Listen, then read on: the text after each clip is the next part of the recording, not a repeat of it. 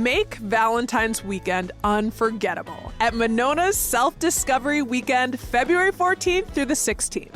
Choose from over 30 exciting events, including hands-on workshops, sponsored happy hours, and a charming Sunday afternoon tea. Perfect for couples, friends, or solo self-care. Create your own adventure with workshops in adventure, self-improvement, and skill building. Check the website for exclusive hotel discounts. Don't wait. Visit discovermonona.com and start planning your perfect weekend today. Murder for Two, anyone? Everyone's a suspect in this multi-award-winning two-person musical comedy. One actor investigates, the other plays every suspect, and both play the piano in this whip-smart, winking homage to an old-fashioned theatrical mystery. Murder for Two runs February 21st through March 2nd at the Capital City Theater Core, located on University Avenue on Madison's west side. Get tickets at capitalcitytheater.org.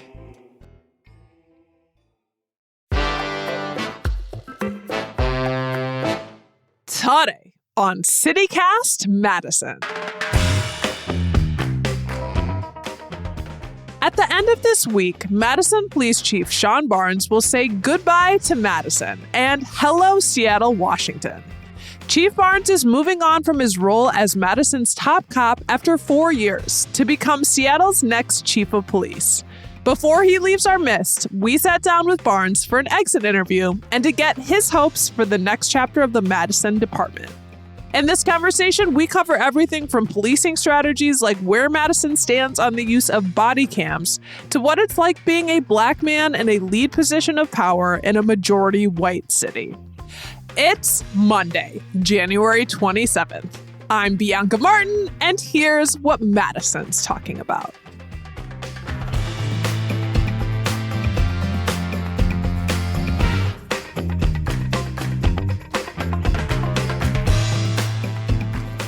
Chief Barnes, thank you so much for being with us today. You've accepted a new job in Seattle. How are you feeling?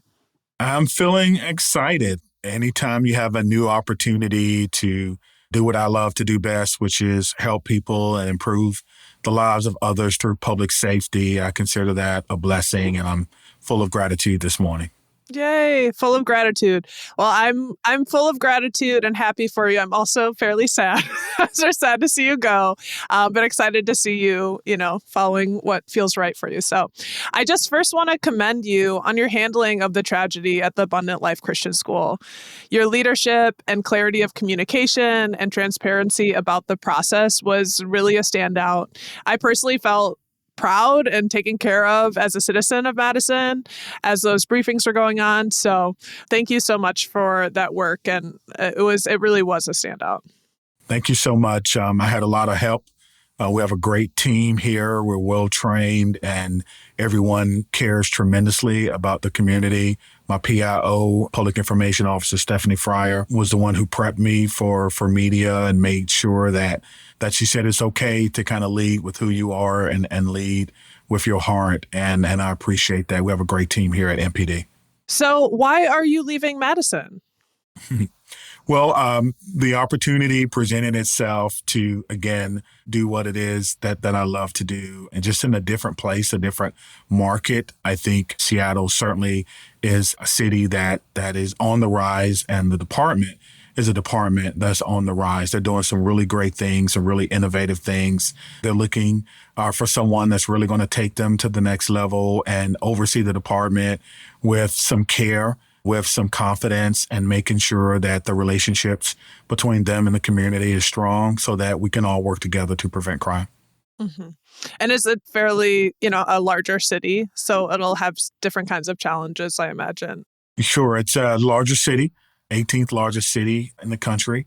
And so there are always complexities with that. There's always complexities with ongoing problems, but, there is a process for that. Madison is the originators of problem-oriented policing. It's a model in a way that has really stood the test of time. You think about all the things that's gone on in policing, from community policing to traditional policing, you name it, but problem-oriented policing and the method of identifying problems and using and or partnering with other people to reduce crime and disorder will never go away. And so I'll bring that with me to Seattle. I'm glad that you started talking about methods because I want to get into what you've done here in your tenure. You've had real success when it comes to lowering Madison's crime rate. So in 2024, we saw a 40% decrease in homicides. Violent crime generally is way down, and robberies are at a decade low. So what went into making that a reality? Yeah, the approach is, number one, you have to identify what type of problem you have, what type of crime problem you have. Why are people engaging in crime and disorder? And really, when we looked at it, one of the things that became abundantly clear is, people wanted to have more access to opportunities. And so, we did support nonprofit work. We did support work from Focus Interruption. We did support work from public health. But then there were some people also that were habitual. There were some people who didn't fear that if they stole a car, they would get caught. And so once we put in strategies for ensuring that people could be held accountable, we started to see crime go down. And when we looked at how to put that into a business model, if you will, there were really about three things I think that we focused on. Number one was community partnerships, and that includes residential and business. Number two was analyzing data really quickly and creating thresholds for problems. And so we created these thresholds that when we saw 4 crimes committed within a half a mile radius, within 10 days of each other, we would then do something differently about that problem. And what was happening is when we had 3 crimes or even 2, commanders were already shifting resources to address that. And so 2 never became 4 and 4 never became 8. And so that was part of our problem solving process. And then the last thing is accountability. As commanders, we have to hold people accountable. And what that means is we have to give them the tools, training, time, technology, and proper team to reduce crime. And so once we started working to make that our business model, we saw crime moving in the right direction. When you're talking about sort of the department focusing on catching patterns of crime and then trying to stop them preemptively so you don't get to 4, when you see that there's a pattern here, we're going to stop this. Is that what the stratified policing is? Yes, that is a very big part of stratified policing, but it's just one part. And you're right, that's called crime patterns.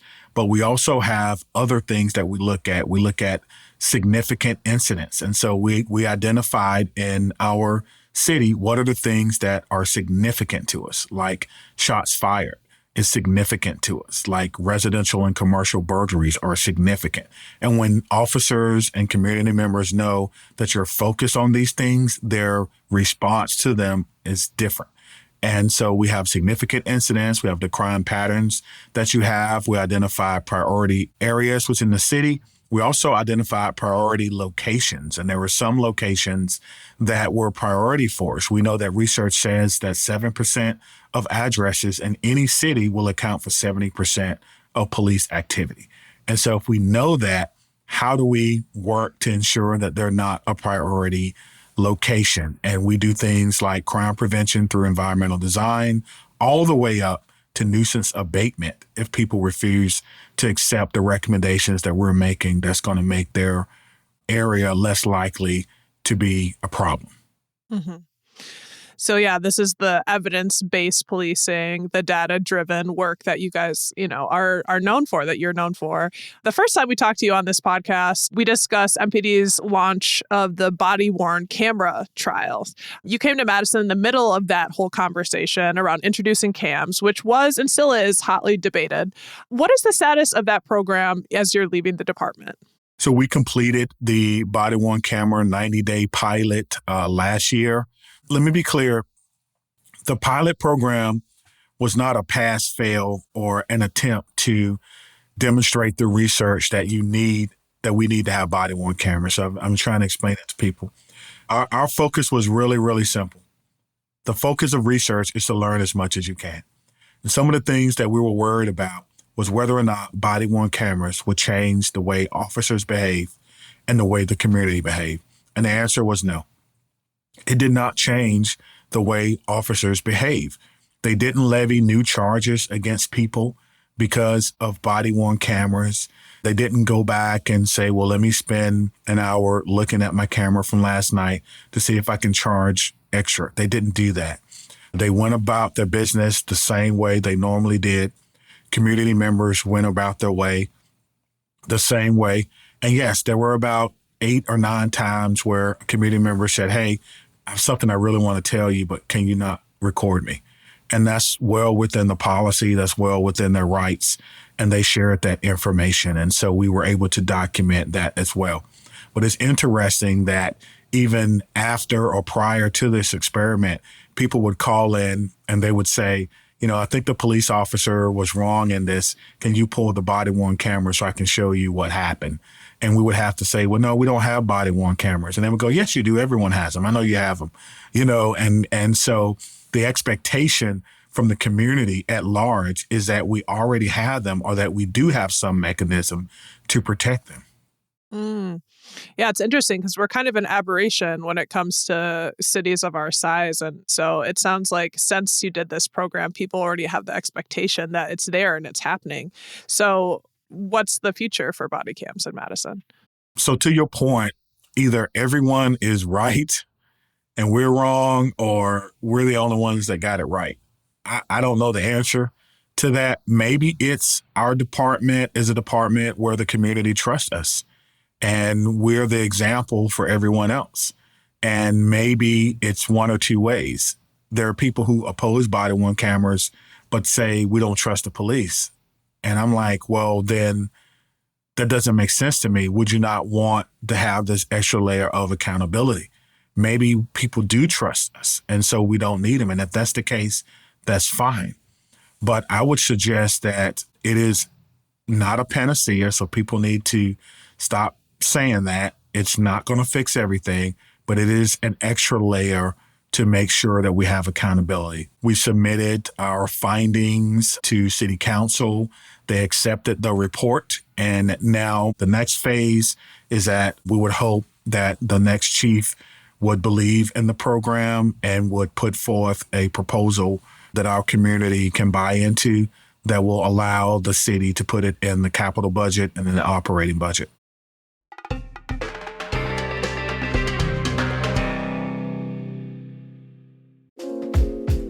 With so much happening in our community and nation that is so divided, we must take the opportunity to look back together so that we can move forward together. Register now for Justified Anger's courses, Black History for a New Day, starting in February. The course is taught by UW-Madison professors and Black community leaders with the purpose of understanding how the African American experience has shaped the world we all live in, and how allies can find roles supporting racial justice today. Learn more at justifiedanger.com.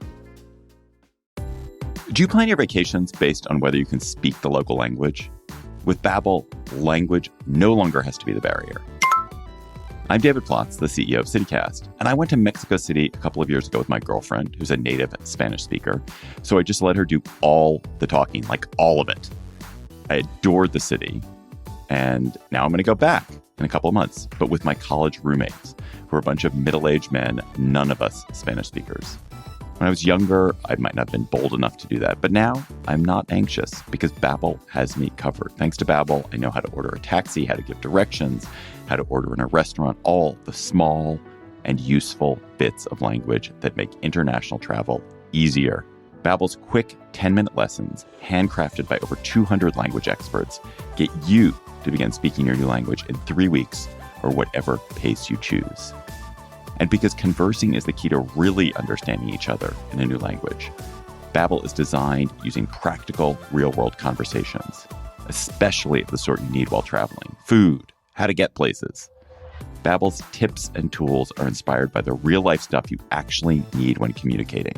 With a focus on conversation, you'll be ready to talk wherever you go. So I hope I'll see you in Mexico in a couple of months. Or, as we say, espero verte en Mexico en un par de meses. So let's get more of you talking in a new language. Babbel is gifting CityCast listeners 60% off subscriptions at babbel.com/citycast. Get up to 60% off at babbel.com/citycast. Spelled BABBEL.com/citycast.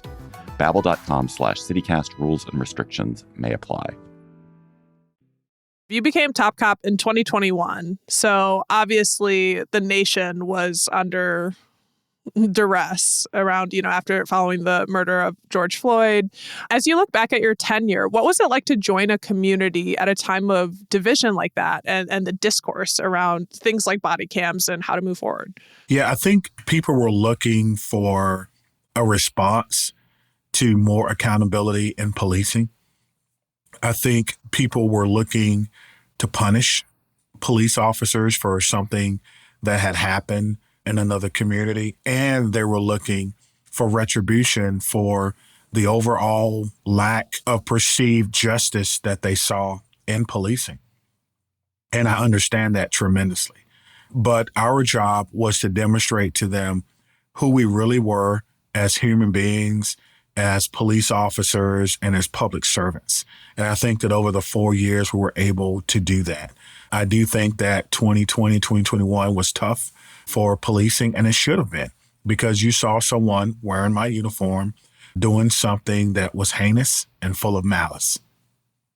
Well, it seems like something that certainly marked your tenure is putting forward initiatives and trying things out. Can you tell us what, if anything, are you most proud of your time as chief and what you accomplished? It's so interesting you should say that, because my mind immediately went back to the actual solicitation in 2020 when the consultant firm called me and was like, hey, you should think about considering putting in for Madison. We think you will be great. And I said, what are they looking for? They're looking for a very strong, forward-thinking, innovative leader.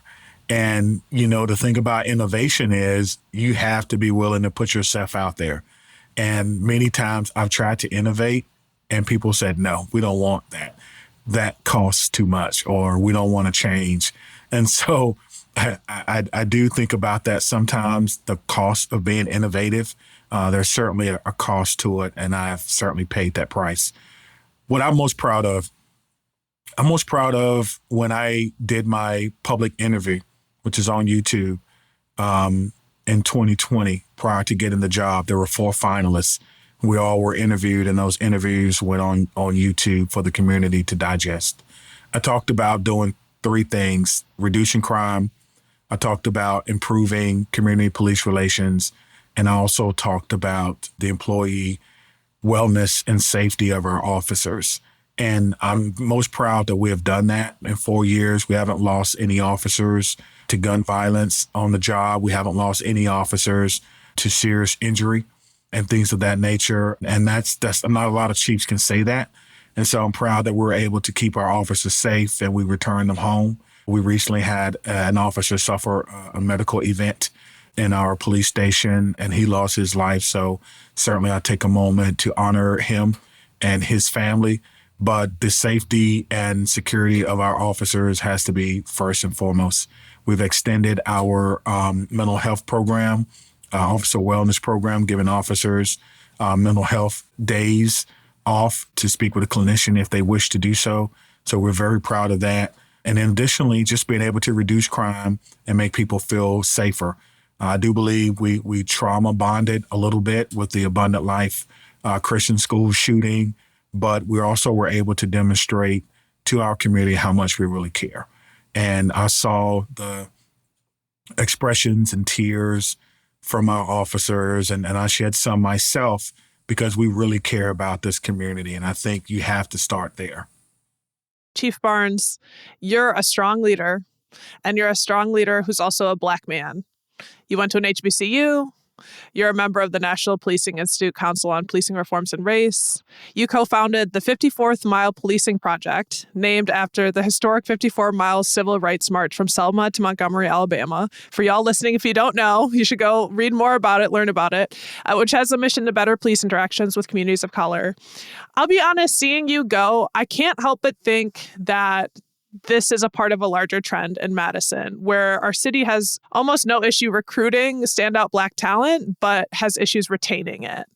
And, in terms of actually supporting leaders once they are brought to the table, How has your experience been like in this leadership role as a Black man? Like, have you encountered any challenges? Yeah, I mean, there are certainly challenges. There's challenges internally in the department and establishing trust and getting people to understand your vision. I'm very proud of the promotions that I've made. We have 4 African-American captains, Black captains. I don't think we've ever had that in the history of our department. We have women recognized and working well in every rank within our police department. We are certainly bringing in people with diverse backgrounds and from all over the world and country. I want our police department to really look like the community or really look like the country, to be honest with you. And I think that makes us better. But when it comes to support, you have to earn that. And I've tried to earn that support. It's not given. There's been times, Bianca, where I felt like if I was someone different, I would have gotten support without having to demonstrate my acumen. But here in Madison, you got to demonstrate that first, and then they give you the support. And so, I'm thankful for everyone that supported me and my administration over the last 4 years. And for those who didn't and were critical, I hope I handled your criticism with class and grace. And I hope that I've set forth at least an example for the next time someone of color is in a position of authority. You have some model of how to handle Madison. I do hate to hear that, knowing your resume and everything that you're coming in, that you would have to come into a situation where you have to, again, prove yourself. I think a lot of people feel that frustration. A lot of people of color, leaders of color in Madison. But I do like you got style and grace, sir. It's clear looking at your body of work that strengthening policing when it comes to race relations is important to you. By your standards, have you been able to meaningfully move the needle around addressing racial disparities in our city's criminal system? Sure. We detailed in the state of public safety that the number of African Americans arrested when I first got here was 50% of the arrestees. It's now 48%.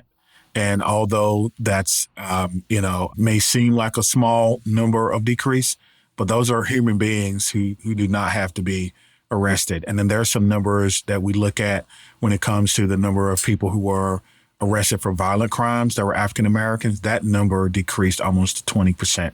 And so you can go back and look at that. I detailed that during the state of the public safety. So there has been some progress, and the best way to affect racial disparities is to reduce crime and to give people good direction about what it is you want them to do when they go out to police in a community. And things like the thresholds that I mentioned before, right? We don't over-police. We police for the crime that we have, and we make sure that we're in the area, we have something specific to do. One of the changes that I've made that, really didn't get a lot of fanfare, but I changed our vehicle search policy around marijuana. And so officers during my tenure are no longer allowed to search a vehicle because of the smell of marijuana or because this vehicle was in a high crime area. There are many cities across the country where that's common practice. And so we ended that practice here in Madison. And so there's a list of factors that you would need in order to search someone's car or even to ask for their permission to search their car. And so these are just some changes that we've made kind of without a lot of fanfare because they're the right thing to do. Yeah, that's huge. Well, let's talk about the future. You recommended Assistant Chief John Patterson to step in as interim. I've heard good things about him. Great, even. Why do you think he's the right person for the job? Well, we have 3 amazing assistant chiefs, and any one of them could have done well. But when I look at John, he's the longest serving assistant chief that we have. He's very connected with the community. He's very connected with our Hispanic community. He's fluent in Spanish and received an award last year at the Hispanic Heritage Luncheon for his work with that community. He's very well known. He's a very level-headed, strong thinker. He's innovative. He understands what we've done, and he's committed to moving the department forward, making it his own during his time as interim. And if he's supported properly, maybe he will want the permanent job. Maybe he won't. I don't know. I won't speak to his future. That's solely the decision of the Police Fire Commission. My recommendation had no bearing on what they did. Obviously, in the state of Wisconsin, the Police Fire Commission, they have full authority. So I don't want to say that my recommendation had any sway in what they did. But when I look at his body of work, I think he's definitely ready and poised to move the department forward. As you step away, what do you see as the biggest opportunities for MPD in improving policing standards and practices? I think the biggest opportunities is, our team. We're fully staffed, so that gives us some room to move around and to innovate and to get ahead of problems before problems show up. The good thing about Madison and the weather and the way things are, like we kind of know when things are going to show up, right? It's snowing right that time of year, yeah. Yeah. We're probably not going to see a lot of break-ins. We just follow the snow track, so people are a little smart. So we know what to expect. We have a good data team that's created some really good products that help officers understand where they need to be and what they need to do when they get there. And so that's one of the greatest opportunities I think I see is just the ability to innovate with a fully staffed department. And how about the department's greatest challenges? I think the greatest challenge, unfortunately, is the Office of the Independent Monitor. The office was doing very, very well. And then for some reason, they decided to get into the business of data analytics and looking for problems instead of looking for solutions. And that's not going to move the department forward. And so, my hope is that they will slow down and work for what people voted for, which is another place that you can go to issue a complaint or a compliment for a police officer independent of the police department. To my knowledge, there is a complaint process, but I don't know if there's an investigation process. And I think that has to come first before we start trying to change or attempt to change police policy through all of these data requests. I think they are a hammer looking for a nail, and science doesn't really work that way. They need to take some time and talk to the community and ask them what their concerns are and police forward. And you cannot police from the back. You can't use your position to make right or to satisfy what went wrong in your life 30 years ago. That's not how policing should be done. And so they have a board.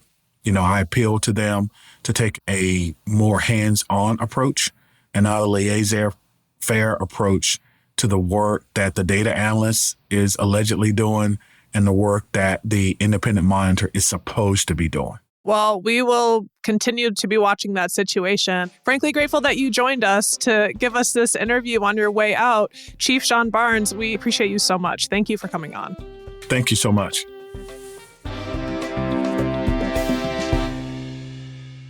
That's Shon Barnes, the outgoing Madison police chief. Best of luck to you, Chief Barnes, and thank you for your service to the city.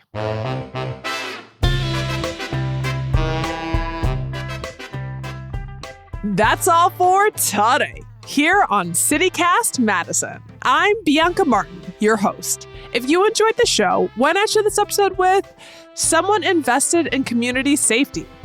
We'll be back tomorrow morning with more stories from around the city. Until then, take good care.